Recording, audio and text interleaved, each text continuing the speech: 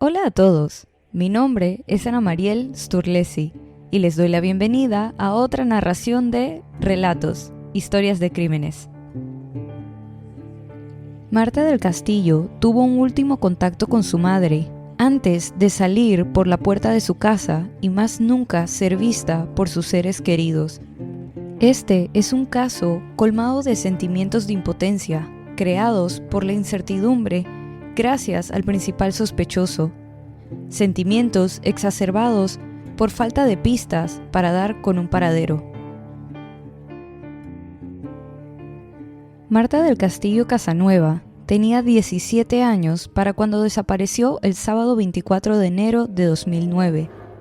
La chica, que había estado ayudando a su madre con quehaceres hogareños durante la mañana en su apartamento familiar, ubicado en la ciudad de Sevilla, Andalucía, España, había estado en una relación casual por alrededor de un mes con un chico de 19 años llamado Miguel Carcaño.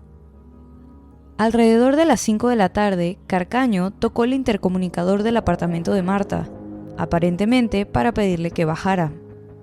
La madre de Marta, Eva Casanueva, previamente le había advertido a su hija sobre salir con Carcaño, ya que no le daba buena espina, ni a ella ni al padre de Marta, Antonio. La adolescente le había comentado a su madre que habría hecho planes con unos amigos, así que a la madre le llamó la atención cuando su hija le había dicho que bajaría para hablar con Miguel para aclarar unas cosas. «Te cuento más tarde», continuó, antes de despedirse y salir del apartamento. Sin embargo, no fue solamente su madre la que la vio con vida por última vez. Su padre Antonio, que venía llegando del trabajo a las 5:30, se encontró con la pareja adolescente en la planta baja del edificio y al notar que la motocicleta scooter de Miguel estaba, le advirtió a su hija que no la quería ver subida en la moto y continuó con su camino hacia el apartamento. Marta es descrita como una chica muy responsable y disciplinada, por lo que cada tanto le hacía llamados breves a sus padres cuando salía. Pero este día, para las 9 de la noche, la chica no había realizado un solo llamado. Los padres aseguran que sintieron que algo había ocurrido, por lo que deciden llamar incesantemente a su hija, pero ninguna de las llamadas fue contestada. A las 10:30 de la noche, los padres desesperados empiezan a llamar a los amigos, y entre estos, uno es capaz de decirle que había visto a Marta más temprano en una plaza con Miguel en la moto. Entre los adolescentes que llamaron estaba uno de los mejores amigos de Carcaño, Samuel Benítez, quien, los padres alegan, les dice que sabía que Miguel había dejado a Marta en la esquina de la cuadra a meros metros de la puerta de su edificio a las 12 de la noche. Pero para cuando hablaron con él por teléfono, no eran cerca de las 12 de la noche. Es entonces cuando los padres consiguen el número de Miguel a través de una amiga de Marta. Pero, igual que cuando llamaban a Marta, las continuas llamadas caen sin ser respondidas. Los padres no aguantaban la angustia, por lo que se dirigen a las calles en conjunto con los amigos que habían contestado el teléfono para buscar a Marta por doquier. El grupo conduce hasta altas horas de la madrugada, yendo a todos los lugares que se le ocurrían, incluida la casa de Miguel, que al llegar notan está apagada y después de tocar nuevamente no reciben respuesta. Mientras tanto, Antonio decide acercarse a la estación de policía para hacer la denuncia formal. La fuerza policial se notaba reacia a aceptar el informe de desaparición, ya que consideraban que la chica podría estar de fiesta o con amigos, y le informan al padre que es mejor que regrese el lunes. Sin embargo, el hombre procede con el reporte, y en el mismo se asegura detallar que Marta había estado por última vez con Miguel Carcaño. Después de horas de búsqueda sin frutos, hacen el intento de llamar a Miguel nuevamente, quien, a diferencia de las anteriores veces, esta vez sí responde la llamada. Le comunica a Eva, la madre de Marta, lo mismo que le había dicho a Samuel Benítez más temprano, que había dejado a Marta a meros metros de la puerta de su casa.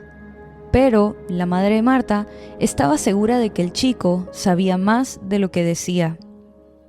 Las horas continuaban pasando y el grupo se quedaba sin lugares para buscar, por lo que deciden llamar nuevamente a Miguel, pero no contesta. El grupo se había percatado de una manera u otra que en realidad Carcaño tenía diferentes números de teléfono, por lo que llaman a su hermano mayor, Francisco, para pedirle el nuevo número de Miguel. Pero Francisco, en vez de pasarles el nuevo número, el hermano mayor dice que habló con Miguel y que le dice lo mismo que les había dicho a todos hasta ahora. No conformes con esta respuesta, el grupo se dirige al apartamento que comparten los hermanos y encuentran la moto de Carcaño afuera estacionada, así que deciden tocar el timbre. Francisco le permite el paso al interior del edificio y los recibe en el umbral de su puerta junto con Miguel, quien no hacía mucho contacto visual, permitiéndole a su hermano tomar la palabra. Cuando se retiran de la residencia, algunos en el grupo dicen notar un olor muy fuerte a lejía emanando del apartamento. Después de casi 20 horas pasadas desde que Marta había desaparecido, es entonces cuando la policía decide involucrarse. Para este momento, ya los familiares y amigos del adolescente se encontraban haciendo una vigilancia afuera del apartamento de los hermanos, después de que sus sospechas se exacerbaran al enterarse que uno de los vecinos del edificio había visto a Miguel caminando por las áreas comunes, empujando una silla de ruedas a altas horas de la madrugada. Una vez la policía se había puesto en marcha, recogieron diferentes testimonios de allegados y personas relacionadas al caso, así como Miguel, que había presentado su primera versión de los hechos, que era la que le había proporcionado a los demás, que la había dejado a unos metros del portón de su casa y se había ido en moto hasta Camas, otra municipalidad de Sevilla, a la casa de la familia de su novia, Rocío, de 14 años, en donde el adolescente de 19 afirma él también vivía. La policía además había registrado el apartamento de Francisco y Miguel, mientras la novia de Francisco, María García, se encontraba sola en el mismo.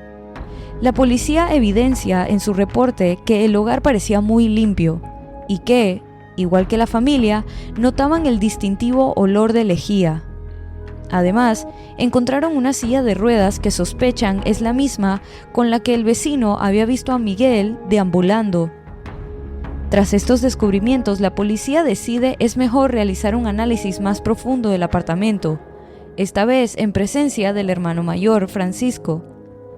Pero los resultados no pudieron determinar nada en concreto debido a la limpieza, por lo que también deciden llevarse el auto de Francisco y la ropa que llevaba Miguel el día de la desaparición. Entre las personas que la policía interrogó estaba Rocío, la novia del principal sospechoso, quien le dijo a la policía que había notado una sustancia roja como sangre en la chaqueta que llevaba Miguel el 24 de enero.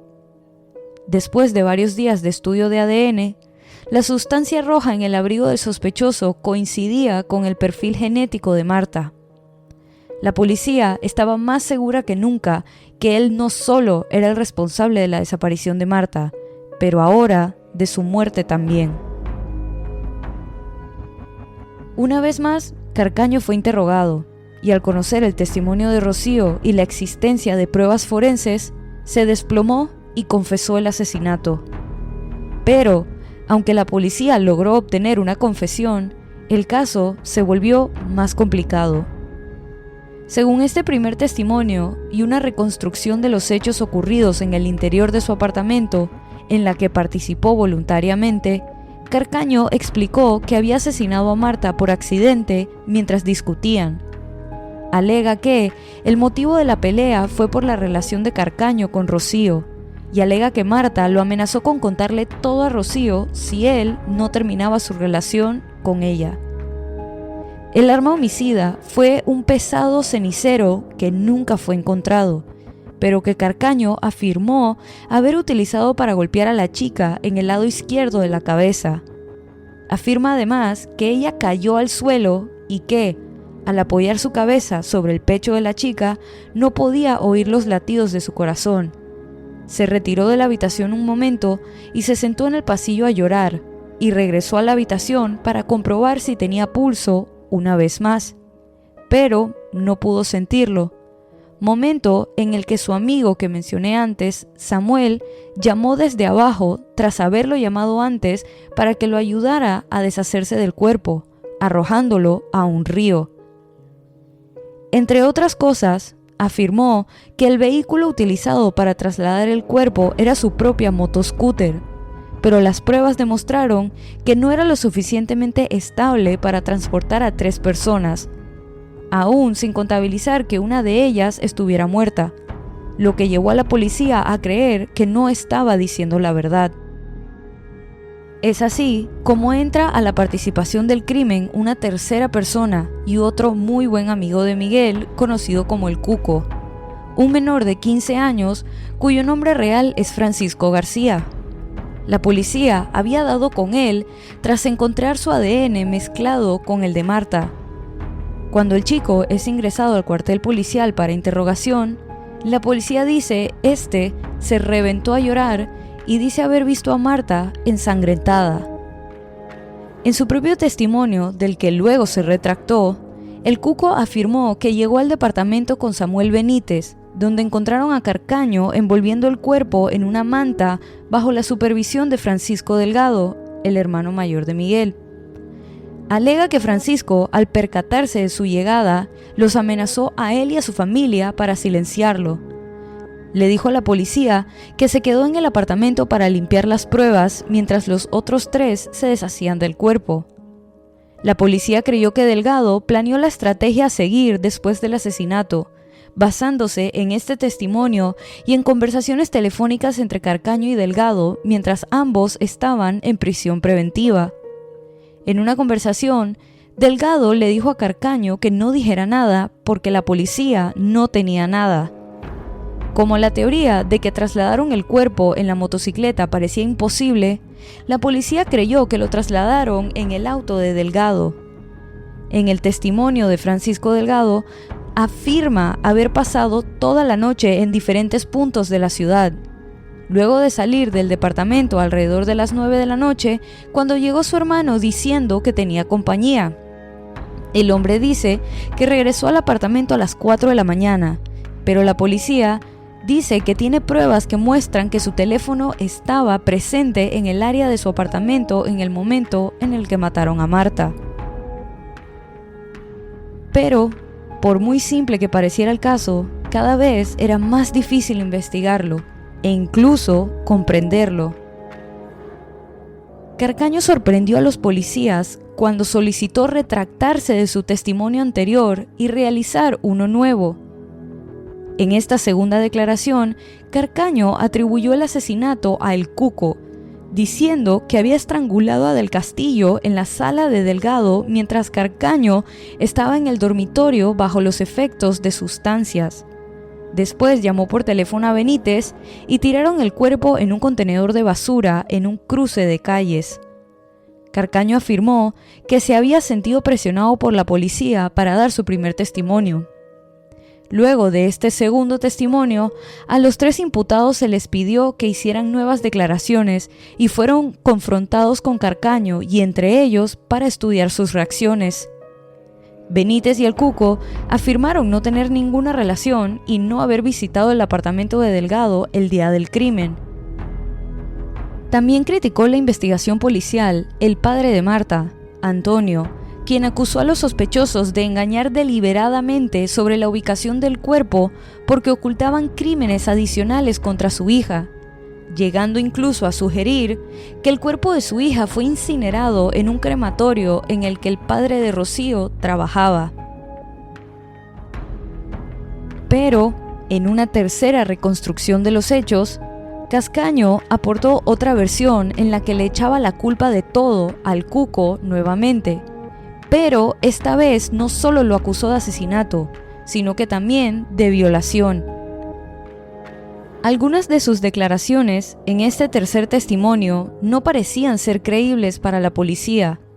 Después de esta tercera declaración, Miguel es llevado nuevamente a custodia policial, pero cuando llegan, pide realizar una cuarta declaración.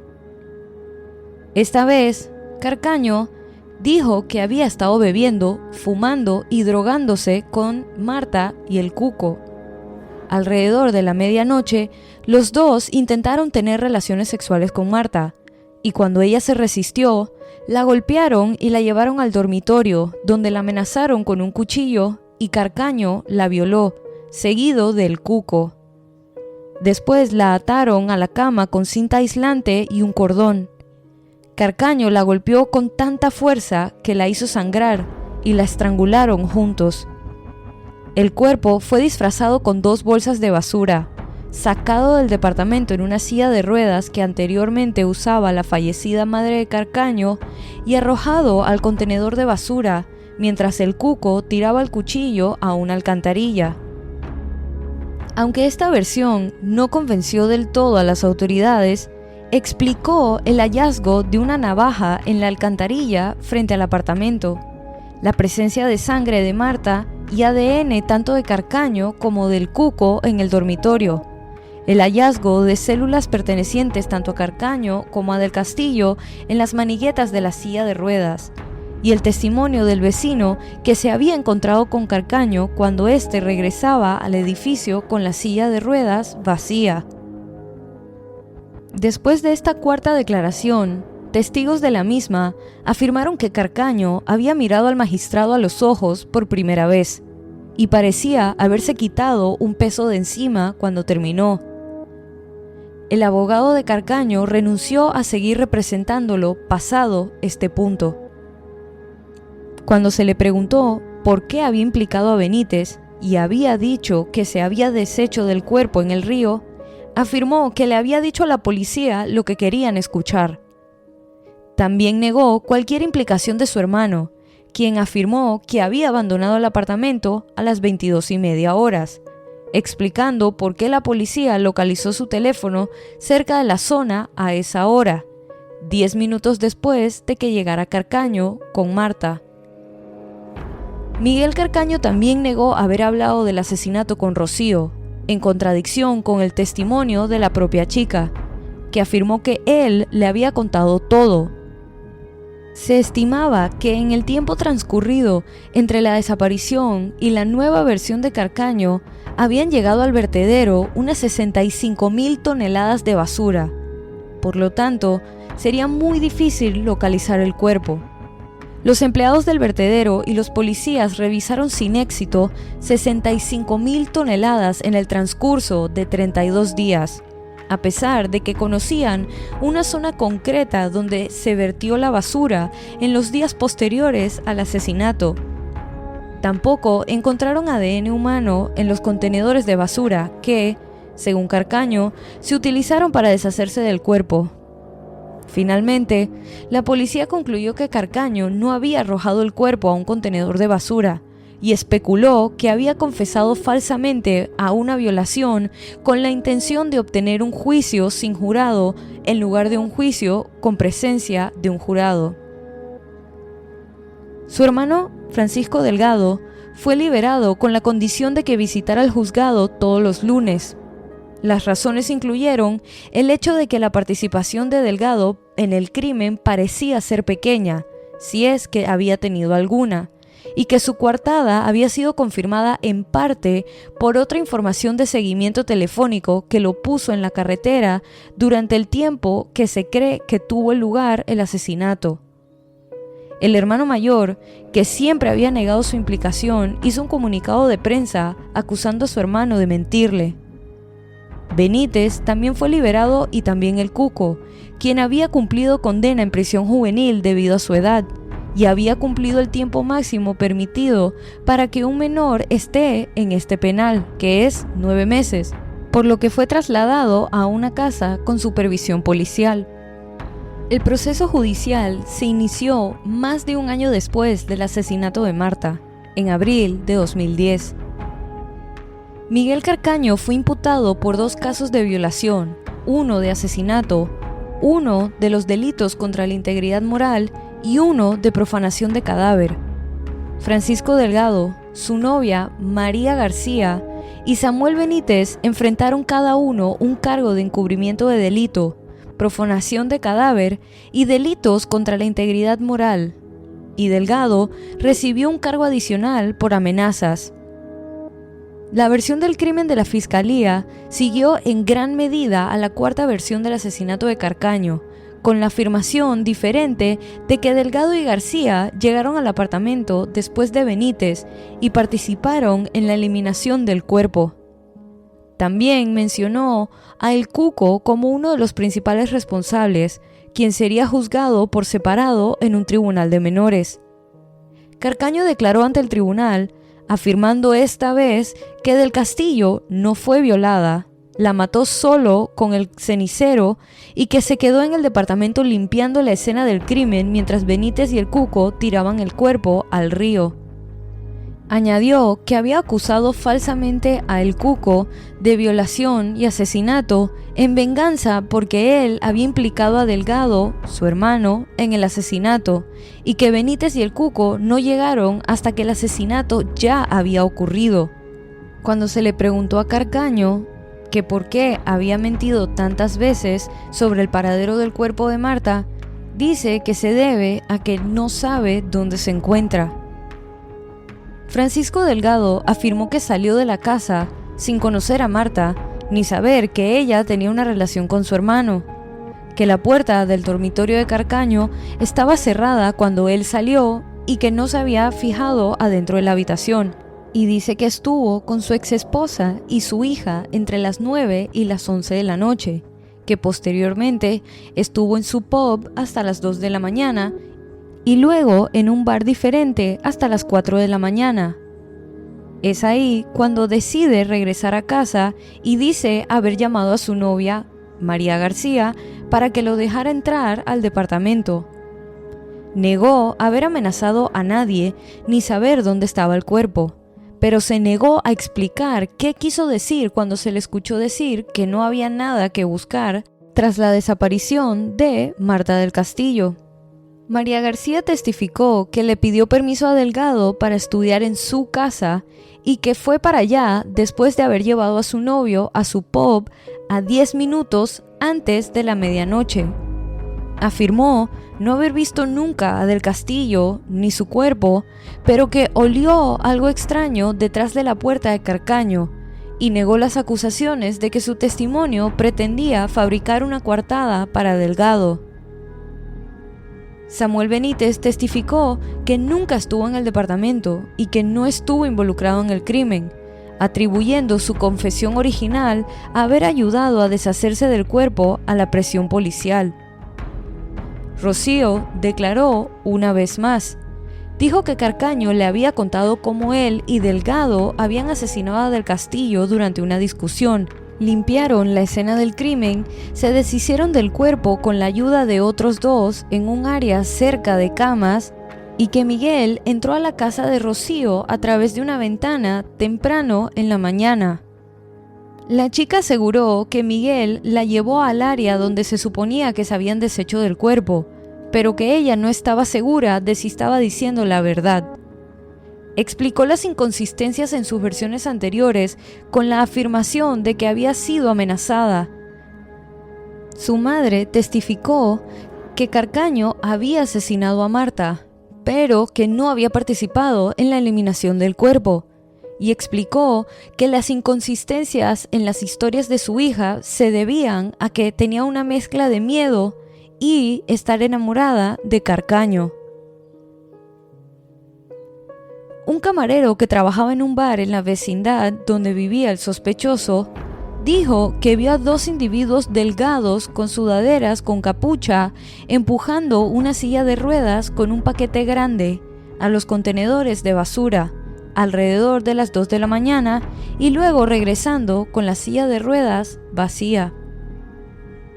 El 16 de enero de 2012, casi 3 años después de la muerte y casi 2 de haber empezado el juicio, Carcaño fue condenado a 20 años de prisión y a indemnizar a los padres y a las hermanas de Del Castillo con 340.000 euros por el asesinato. fue absuelto de todos los demás cargos. Todos los demás acusados fueron absueltos de todos los cargos por falta de pruebas. La sentencia indicó que Carcaño se había deshecho del cadáver con la ayuda del cuco y un tercero, desconocido, pero las pruebas que identificaban a Benítez se consideraron insuficientes. Mientras avanzaba el juicio de Carcaño, comenzó el del cuco en el juzgado de menores, en el que fue acusado de violación, asesinato y delito contra la integridad moral por impedir que la víctima recibiera un funeral. Alegó su inocencia y afirmó no conocer la ubicación del cuerpo, culpando a las presiones policiales por ser las responsables de las anteriores confesiones de haber ocultado el asesinato. Finalmente, fue declarado culpable del cargo de encubrimiento y sentenciado a 3 años en un centro de detención juvenil y 1 mes de libertad supervisada. El veredicto permitió que el internamiento pasado de El Cuco se computara como parte de su sentencia, por lo que quedaría en libertad menos de 1 año después del juicio. Fue declarado inocente de los cargos de violación y asesinato, y no fue obligado a pagar los gastos incurridos durante la infructuosa búsqueda del cuerpo. Años después, en el 2013, Carcaño surgió nuevamente con otra versión de los hechos. En esta ocasión, le dijo a la policía que Delgado era el único y verdadero asesino de Marta del Castillo. Según esta nueva y 7ª versión, Delgado golpeó a Del Castillo con una pistola que había recibido por su trabajo de guardia de seguridad luego de que ella intentara intervenir en una pelea entre los hermanos, y posteriormente enterraron el cuerpo juntos en una finca, regresando 24 horas después para cubrir el cuerpo con cal. Cuando se le preguntó por qué no había dicho nada de esto antes, Carcaño respondió que le tenía miedo a su hermano. La fiscalía consideraba la historia poco creíble, pero, a pesar del escepticismo inicial, la policía fue enviada a la zona donde supuestamente se había arrojado el cuerpo, pero no encontraron nada. Tras el nuevo interrogatorio a Delgado, el juez lo absolvió definitivamente y criticó a la policía por interrogar a Carcaño por un delito por el que él ya estaba condenado. Por su parte, los padres de Marta, Eva y Antonio, junto a sus otras hijas, no pierden la esperanza de que algún día podrán encontrar los restos de su hija para darles santa sepultura y poder visitarla, como explica Antonio del Castillo. Y así culmina este episodio de Relatos, Historias de Crímenes. Recuerden pasar por la cuenta de Instagram y dejar su opinión de este caso. La cuenta es Relatos en Podcast y la pueden encontrar en la descripción de este episodio. Si te gustó este relato, suscríbete o síguenos en la plataforma de tu preferencia que utilices para escuchar los episodios y no dudes en dejar una calificación y comentarios. Mi nombre es Ana Mariel Sturlesi y muchas gracias por acompañarme en esta narración nuevamente y bienvenido si es tu primera. Nos vemos la otra semana para otra narración de Relatos, Historias de Crímenes.